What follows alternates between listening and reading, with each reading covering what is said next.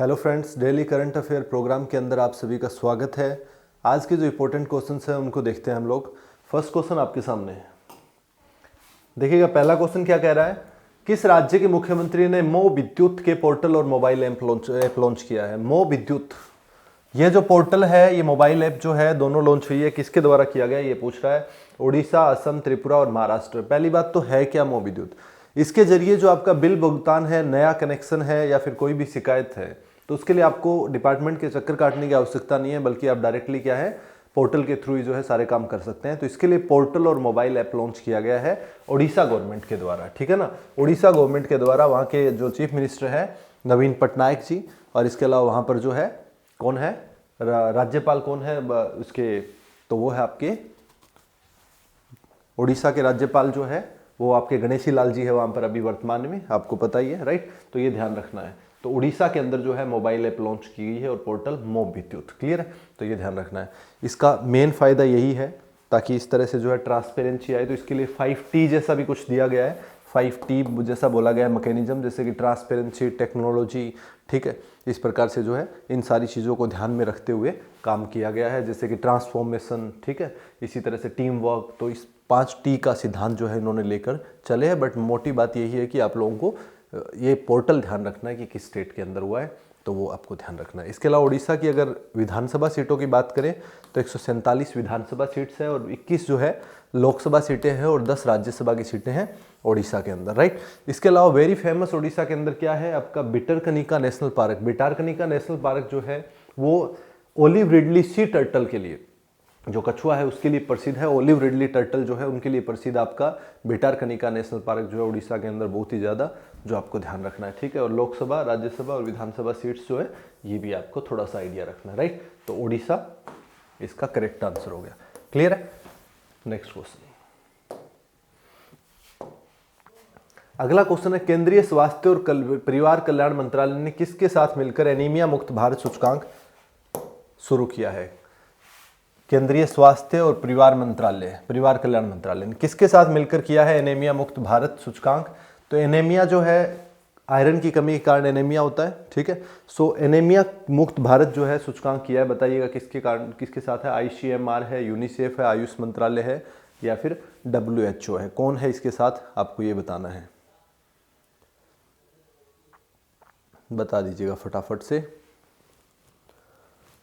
तो ये किया गया है यूनिसेफ के साथ मिलकर। यूनिसेफ यानी यूनाइटेड नेशन चिल्ड्रन फंड जो है इसके साथ मिलकर किया गया है केंद्रीय स्वास्थ्य और परिवार कल्याण मंत्रालय के द्वारा एनीमिया मुक्त भारत, ठीक है ना। और इसके अंदर जो सूचकांक जारी किया गया था, इसमें हरियाणा जो है वो सबसे ऊपर है, टॉप स्टेट जो है हरियाणा है इसके अंदर। और 2019-20 के अंदर जो है हरियाणा में ही सबसे ज़्यादा टीकाकरण हुआ है, 93% जो है टीकाकरण हुआ है। तो हरियाणा इसके अंदर जो है सबसे टॉप पर है, ये बात आपको थोड़ा सा ध्यान रखना है। और सूचकांक में अगर बात करें तो हरियाणा जो है 46.6 अंकों के साथ जो है हरियाणा सबसे टॉप में है इस सूचकांक के तहत। तो एनीमिया मुक्त भारत जो है ये UNICEF, United nation children fund और केंद्रीय जो आपका स्वास्थ्य और परिवार कल्याण मंत्रालय है, इनका ज्वाइंट इनिशिएटिव है एक तरह से, ये भी आपको ध्यान रखना है, राइट। तो ये आप लोग ध्यान रखेंगे, क्लियर है। तो इसका करेक्ट आंसर क्या हो जाएगा, अभी बी हो जाएगा। नेक्स्ट क्वेश्चन देखते हैं।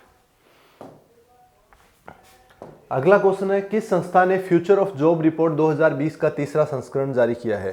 बताइए किसने किया है फ्यूचर ऑफ जॉब रिपोर्ट 2020 का तीसरा संस्करण। वर्ल्ड बैंक, विश्व आर्थिक मंच या IMF या फिर US एंटरप्राइजेस, किसने किया है फ्यूचर ऑफ जॉब रिपोर्ट। तीसरा एडिशन हुआ है इसका, किसने किया है ये बताना है, बताइएगा क्या इसका करेक्ट आंसर है। तो ये किया है विश्व आर्थिक मंच, world economic forum. World economic forum जो है उसके द्वारा किया गया है। वर्ल्ड इकोनॉमिक फोरम की स्थापना जो है वो 1971 के अंदर हो गई थी। इसका हेडक्वार्टर जो है वो आपका जेनेवा, स्विट्जरलैंड के अंदर इसका मुख्यालय है, राइट। वर्ल्ड इकोनॉमिक फोरम जो विश्व आर्थिक मंच है उसी का ही। और इसकी रिपोर्ट जो है 2020 की, उसके अनुसार बताया जा रहा है कि कोविड-19 के चलते जो है, कोविड-19 के चलते 85% लोगों को जो है 2025 तक रोजगार में समस्याएं रहेगी, ठीक है ना। 85% जो लोगों को है 2025 तक कोविड-19 का असर रहेगा और उनको जो है उन पर जो है प्रभाव पड़ेगा उनकी नौकरी पर, इस चीज़ को बताया है इस रिपोर्ट के अनुसार। इसके अलावा बताया कि जो 50% 50% श्रमिक जो है उनको रीस्किलिंग करनी पड़ेगी, क्योंकि बदलती हुई टेक्नोलॉजी और ऑटोमेशन जो है उसके अकॉर्डिंग लोग अपने आप को सेटअप कर पाना मुश्किल समझ रहे हैं, और इसके लिए उनको रीस्किल होना पड़ेगा अगर वो जॉब में रहना चाहते हैं तो, क्योंकि आगे आगे ऑटोमेशन और टेक्नोलॉजी जो है वो ज़्यादा हो रही है। उसमें विशेषकर महिलाएं जो है, श्रमिक जो है, उनके लिए जो है, छोटे उद्योगों में काम करने वाले लोग हैं, उनके लिए भी दिक्कत आएगी, राइट। तो 50% जो है 5 वर्ष आने वाले में उनको रीस्किलिंग की जरूरत पड़ेगी, और 85% जो है 2025 तक प्रभावित होंगे। ये बात जो है इन्होंने बोली है फ्यूचर ऑफ जॉब रिपोर्ट, जो कि विश्व आर्थिक मंच के द्वारा लॉन्च किया गया। 1971 में इसकी स्थापना हुई थी, और इसका हेडक्वार्टर कहाँ पर है? Geneva, Switzerland. ठीक है, नेक्स्ट क्वेश्चन। अगला क्वेश्चन आपका, प्रधानमंत्री नरेंद्र मोदी किस राज्य में किसान सूर्योदय योजना लॉन्च की है? किस राज्य में किसान सूर्योदय योजना जो है लॉन्च की है आपके नरेंद्र मोदी जी ने, प्राइम मिनिस्टर ने? ये पूछा गया। बिहार, असम, गुजरात और त्रिपुरा। क्या इसका करेक्ट आंसर है? ए, बी, सी और डी बताइएगा। देखिए, किसान सूर्योदय योजना है क्या? जो गुजरात के अंदर किसान है, तो वहां पर देखिएगा पानी का जो टाइम होता है, लोगों को पानी चाहिए 5 AM टू 9 PM। ठीक है, 5 बजे सुबह से लेकर 9 बजे तक, और ये होता है 16 घंटे, 16 हार्स। और इसमें अगर सारे किसान एक ही साथ अगर पानी का यूज करेंगे तो बिजली से जो है मोटर्स चलेंगी और चलेंगी, तो उनके कारण क्या होगा कि लोड इतना ज़्यादा बढ़ जाएगा, और उसके कारण जो है वो चीज़ें नहीं हो पाएगी। इसलिए सभी को लोड एक साथ ना आए, इसलिए 8-8 घंटे का जो है टाइम डिवीजन करके इसके तहत इन दोनों को जो है 2-2 हार्स के अंदर जो है 2-2 कड़ियाँ बना दी गई 8-8 हार्स की, और दोनों का अलग अलग टाइम पीरियड जो है, कुछ लोगों के लिए कुछ लोगों के लिए 8 घंटे शाम वाला, किसी के लिए दिन वाला। तो ऐसे करके जो है 2 स्लॉट बना दिए गए। किसान सूर्योदय योजना जो है, इसके अंदर जो है आपका कई तरह से लोगों को जो है मदद मिलेगी। ये पहले दाहोद वाला एरिया जो है वहाँ पर शुरू किया गया है शुरुआती दौर में, लेकिन धीरे धीरे जो है ये आपका बाकी की और जगह भी शुरू कर दिया जाएगा, राइट। तो यूनाइटेड नेशन डे जो था उस पर ये चीज़ शुरू की गई है। ठीक है, यूनाइटेड नेशन जो डे है उस पर ये संयुक्त राष्ट्र दिवस जो है 24 अक्टूबर को प्राइम मिनिस्टर नरेंद्र मोदी ने इसका शुरू किया था। इसी योजना को पहले दिनकर योजना बोलते थे, अब इसका नाम करके सूर्योदय किसान जो है किसान सूर्योदय योजना कर दिया गया, राइट। तो ये आपको ध्यान रखना है। इसके अलावा इसके अंदर और क्या चीज़ है, एक ये क्वेश्चन ये और बनता है, हनी लेबोरेटरी जो है वो कहाँ पर स्थापित की गई है? हनी लेबोरेटरी जो है वो कहाँ पर स्थापित की गई है भारत में? तो वो आनंद डिस्ट्रिक्ट जो है गुजरात की, वहाँ पर भारत की पहली हनी लेबोरेटरी यानी शहद लेबोरेटरी जो है वो भारत की पहली कहाँ पर स्थापित की गई है? तो वो आनंद डिस्ट्रिक्ट जो है आपकी गुजरात की, वहाँ पर स्थापित की गई है। गुजरात की बात आ रही है तो गुजरात की लोकसभा, विधानसभा और राज्यसभा सीटें कितनी है? विधानसभा 182 है, 26 है, और राज्यसभा की 11 है। ठीक है, 182, 26 और 11, ये आपको ध्यान रख लेना है, ठीक है ना। इसके अलावा गिर नेशनल पार्क है, नाल सरोवर वाइल्ड लाइफ सेंचुरी, आपका नाल सरोवर वन्य जीव अभ्यारण्य है। इस तरह की चीज़ें जो है गुजरात के अंदर और इंपॉर्टेंट है, राइट। तो इसका करेक्ट आंसर क्या हो गया? गुजरात, सी इसका करेक्ट आंसर हो जाएगा। क्लियर है? नेक्स्ट क्वेश्चन, राष्ट्रीय सुपर कंप्यूटिंग मिशन NSM का तीसरा चरण जनवरी 2021 में शुरू होगा। इसका उद्देश्य कंप्यूटिंग गति को लगभग कितने पेटाफ्लॉप तक बढ़ाना है? कितने पेटाफ्लॉप तक बढ़ाना चाहते हैं हम लोग? नेशनल सुपर कंप्यूटिंग मिशन जो है वो एक्चुअल में 2015 में शुरू हो गया था, जिसके तहत हम लोगों को सुपर कंप्यूटिंग क्षेत्र के अंदर जो है बहुत अच्छा करना है, काफ़ी हम लोगों को स्पीड जो है बढ़ाना है हमारे। तो ये अभी पीछे आप लोगों ने परम सिद्धि और परम जो है शिवाय नाम सुना होगा। परम सिद्धि जो है 500 कंप्यूटर लिस्ट जो थी बड़े बड़े सुपर कंप्यूटर्स की जो हाईली स्पीड वाले थे, उनकी सूची के अंदर भारत का जो एक आया था 63वें नंबर पे, वो था परम सिद्धि, ठीक है ना। और ये नेशनल सुपर कंप्यूटिंग मिशन के तहत ही बनाया गया था, जो 2015 में लॉन्च हुआ था। और ये बनाता कौन है? सीडेक, जिसका हेडक्वार्टर कहाँ पर है? पुणे के अंदर, ठीक है ना। Central development of advance computing जो है, ये आपकी सीडेक जो है वो इन चीज़ों को देखती है, जिसका मुख्यालय है पुणे के अंदर। तो अभी बोल रहा है कि हम लोग तीसरे चरण जो है 2021 में शुरू होगा। इसका उद्देश्य कितने पेटाफ्लॉप स्पीड तक जाना है हमारा? तो हमें जाना है 45 पेटाफ्लॉप तक तीसरे चरण के अंदर। हालांकि ये स्पीड जो है अभी भी विश्व के अंदर देखिए, विश्व का जो सर्वाधिक सबसे ज़्यादा स्पीड वाला है वो आपका फुगाकू है। फुगाकू जो है जापान का सुपर कंप्यूटर है, जिसकी 442 के आसपास जो है पेटाफ्लॉप स्पीड है, ये जापान का जो है। लेकिन इंडिया 45 पे पहुंचना चाहता है अभी, बट स्टिल जो है एक अच्छा ट्राई है, हम लोग 45 तक तो पहुंचे। ये जो परम सिद्धि था और परम शिवाय था, परम शिवाय जो है वो हम लोगों ने नेशनल सुपर कंप्यूटिंग मिशन के तहत पहला जो है सुपर कंप्यूटर ये जो है इस मिशन के तहत पहला बनाया था। और परम सिद्धि जो है वो आपका 63वें नंबर पे आया 500 की सूची के अंदर, जो कि इंडिया का एक कंप्यूटर जो है 500 की सूची के अंदर 63वें नंबर पे आया। तो ये आपको ध्यान रखना है, वो परम सिद्धि जिसकी 4.26 कुछ करके पेटाफ्लॉप जो है स्पीड थी, राइट। 4.26 पेटाफ्लॉप्स के आसपास स्पीड थी उसकी, राइट। तो ये ध्यान रखना है। तो इस मिशन के तहत हमारा क्या टारगेट है, 45 पेटाफ्लॉप जो है वो स्पीड लेके जाना, इसके मिशन की हमारी ये टारगेट है, राइट। तो ये ध्यान रखना है, ए इसका करेक्ट आंसर हो गया। नेक्स्ट क्वेश्चन, अगला क्वेश्चन है, national board for wild life ने गिद्ध संरक्षण और प्रजनन केंद्र स्थापित करने की योजना को मंजूरी दी है। कितने राज्यों में यह केंद्र स्थापित किया जाएगा? 4, 5, 6 और 7 ये पूछा जा रहा है। बताओ जल्दी से फटाफट आंसर, कितने में करने की बात चल रही है इसकी, कितने राज्यों में, ये बताना है आपको। गिद्ध यानी वल्चर, गिद्ध क्या होता है? वल्चर, गिद्ध यानी वल्चर। देखिएगा, वल्चर आपका उसका कंजर्वेशन और उसका ब्रीडिंग सेंटर स्थापित करने की मंजूरी दी है। कितने स्टेट्स में दी है? तो ये आपका कहाँ कहाँ होगा? उत्तर प्रदेश के अंदर होगा, त्रिपुरा के अंदर होगा, ठीक है।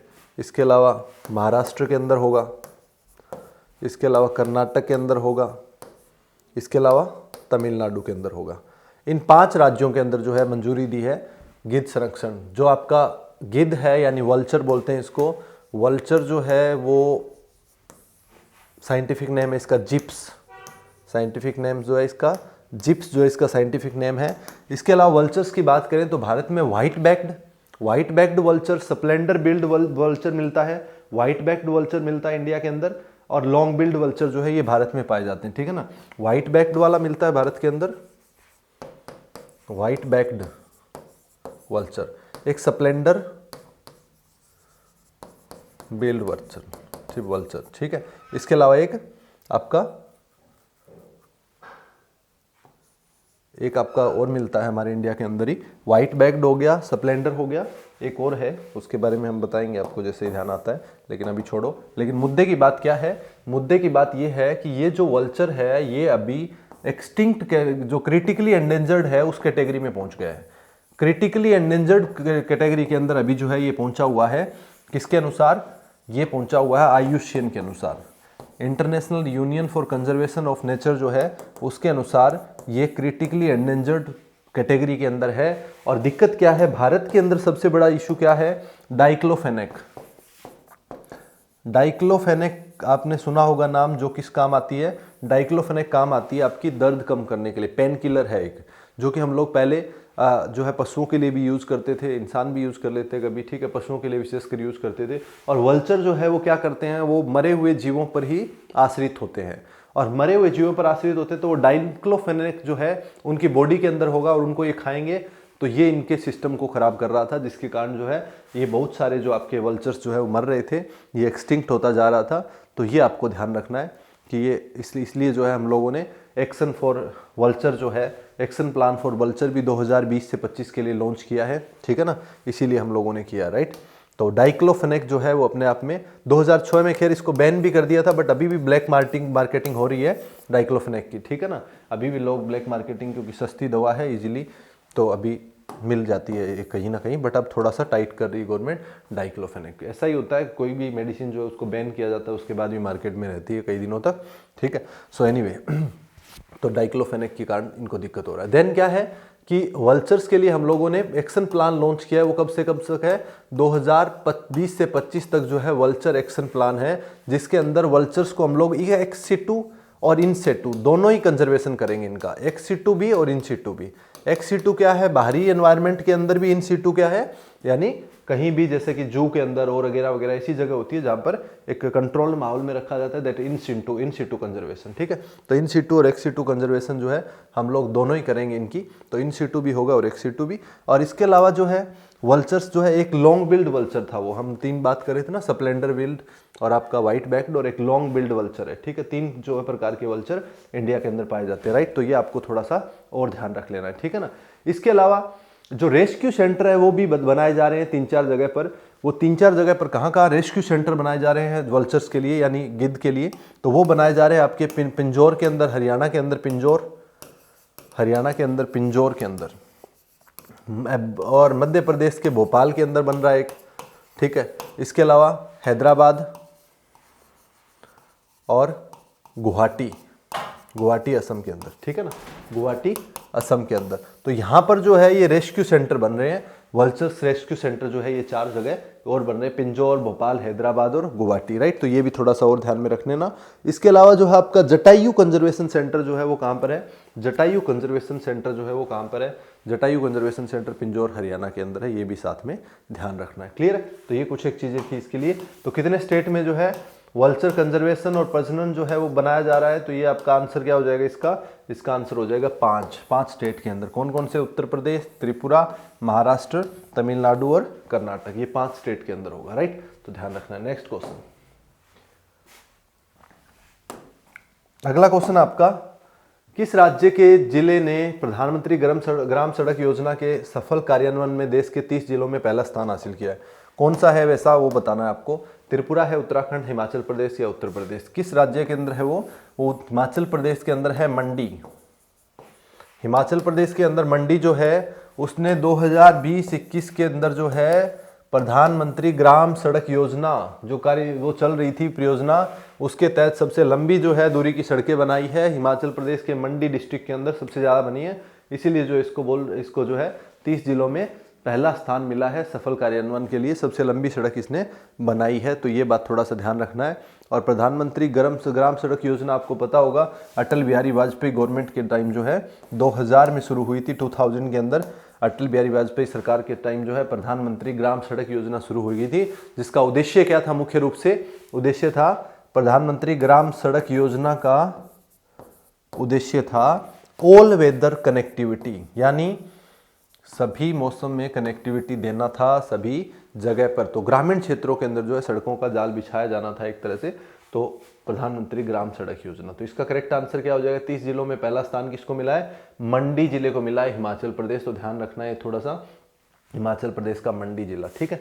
Next question, next again easy question. हाल ही में 12 जनवरी को राष्ट्रीय युवा दिवस मनाया गया है, जो किस व्यक्ति की जयंती पर मनाया जाता है, बता दीजिए। वेरी इजी, 12 जनवरी कौन पैदा हुए थे, 12 जनवरी 1863 को कोलकाता के अंदर, कोलकाता का है पश्चिम बंगाल के अंदर, कौन पैदा हुए थे, स्वामी विवेकानंद, जवाहरलाल नेहरू, वीर सावरकर या इंदिरा गांधी। तो स्वामी विवेकानंद के जो है जन्म दिवस पर मनाया जाता है युवा दिवस 12 जनवरी को, राइट। तो ये ध्यान रखना है, स्वामी विवेकानंद इसका करेक्ट आंसर हो जाएगा। स्वामी विवेकानंद आपको पता ही होगा रामकृष्ण परमहंस जो है उनके शिष्य थे, रामकृष्ण परमहंस के शिष्य थे ये आपको ध्यान रखना है। और रामकृष्ण मिशन की स्थापना जो है इन्होंने की थी 1863 के अंदर, ये पैदा हुए थे। इनका एक्चुअल नाम जो है कई बार पूछा जाता है, नरेंद्र नाथ दत्त जो है इनका एक्चुअल मिशन था। और स्थापना किसकी की थी इन्होंने, रामकृष्ण मिशन की स्थापना। इनका एक्चुअल नेम क्या था, इनका एक्चुअल नेम था नरेंद्र नाथ दत्त, ठीक है। तो ये भी ध्यान रखना है। शिकागो में 1893 के अंदर जो है रिलीजियस पार्लियामेंट को जो है इन्होंने संबोधित किया था। तो ये इनके साथ जुड़ा हुआ कुछ एक तथ्य है जिनको ध्यान रखना है। 1893 में जो है रिलीजियस पार्लियामेंट जो है धार्मिक जो संसद थी उसको संबोधित किया था इन्होंने शिकागो के अंदर, ठीक है। तो ये क्वेश्चन कई बार पूछा जाता है, इनका एक्चुअल नेम पूछा जाता है। रामकृष्ण मिशन जो है इससे जुड़े हुए थे, इसकी स्थापना इन्होंने की थी। तो ये 1896 के अंदर, तो ये चीजें और ध्यान रखनी है। नेक्स्ट क्वेश्चन, किस राज्य की सरकार ने रोजगार संगी ऐप लॉन्च किया है, किस राज्य की सरकार ने रोजगार संगी ऐप लॉन्च किया है। एक्चुअल में ये ऐप क्यों लॉन्च किया गया, इसके तहत जो है कोई भी जिसको व्यक्ति को जो है अपनी कोई भी बिजनेसमैन है या कोई भी इंडस्ट्रियलिस्ट है, कोई भी व्यक्ति है, वो अपनी पोस्ट जो है, वैकेंसी जो है, रिक्तियां जो है इस ऐप के अंदर डाल सकता है अपनी जरूरतानुसार, ठीक है ना। तो उसके लिए संगी ऐप जो है, रोजगार संगी ऐप को लॉन्च किया गया है छत्तीसगढ़ के अंदर, ठीक है ना। छत्तीसगढ़ के अंदर जो है वहाँ के सीएम जो है भूपेश बघेल जी, उन्होंने इसको लॉन्च किया है। तो संगी ऐप क्या है एक्चुअल में, एक तरह से रोजगार प्रोवाइड करने के लिए, ताकि किसी भी व्यक्ति को जिस प्रकार की भी जरूरत है उसी के अकॉर्डिंग रिक्तियां जो है इस संगी ऐप के अंदर, रोजगार संगी ऐप के अंदर डाल देगा। तो ये कहाँ पर है, छत्तीसगढ़ के अंदर है, ध्यान रखना है। छत्तीसगढ़, कैपिटल क्या है छत्तीसगढ़ की, और छत्तीसगढ़ किससे अलग होकर बना हुआ है, तो छत्तीसगढ़ जो है मध्य प्रदेश से अलग होकर बना था, ठीक है ना। छत्तीसगढ़ हो गया आपका, उत्तराखंड हो गया, झारखंड हो गया, ये तीनों जो है एक ही साथ अलग होकर बने थे, राइट। तो ध्यान रखना है छत्तीसगढ़ मध्य प्रदेश से अलग होकर बना हुआ है, छत्तीसगढ़ जो है, ध्यान रखना है। नेक्स्ट क्वेश्चन आपका, किस भारतीय शहर को हाल ही में विश्व के गतिशील शहरों की सूची में पहला स्थान मिला है? जयपुर, मुंबई, हैदराबाद और भोपाल।